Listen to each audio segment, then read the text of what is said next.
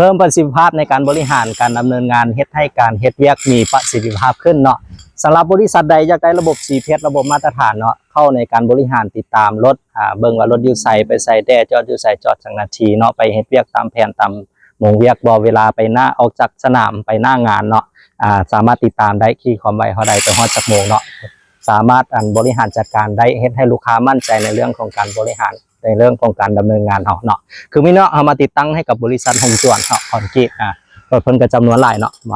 กำลังติดตั้งเนาะเข้ามาพักสนามมีหลายคันเนาะรถของเพิ่นก็ได้มีหลายคันเนาะเป็นอันนี้เป็นประเภทของรถโม่เนาะรถโม่เขาก็ใช้ประเภท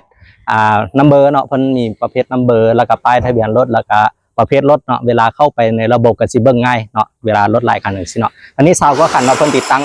มีทั้งรถโม่รถดามเนาะรถดามเพิ่นก็มีรถดามเข้าไปก็สิเห็นเป็นรถดามแล้วก็ป้ายทะเบียนรถประเภทรถเนาะแล้วก็มีพวกรถบริหารเด้เพิ่นติดตั้งเนาะซึ่งสำหรับโรงงานมาตรฐานเนาะเพิ่นมาติดตั้งระบบของเขาเนาะมื้อนี้ก็มีโอกาสได้เข้ามาหัดใช้เพิ่นเนาะติดตั้งอยู่ที่ห้องการอยู่ที่สนามของเพิ่นเลยเนาะห้องการบริษัทคอนกรีตสำหรับลูกค้าท่านใดเนาะสนใจระบบ GPS ติดต่อเฮาได้เนาะคันถ้าหากว่าไผอยากได้คอนกรีตเนาะคอนกรีตมาตรฐานก็ติดต่อเพิ่นได้เด้อเนาะบริษัทหงหยวนเนาะหงหยวนคอนกรีตขอขอบใจติดตามรถจักรรถใหญ่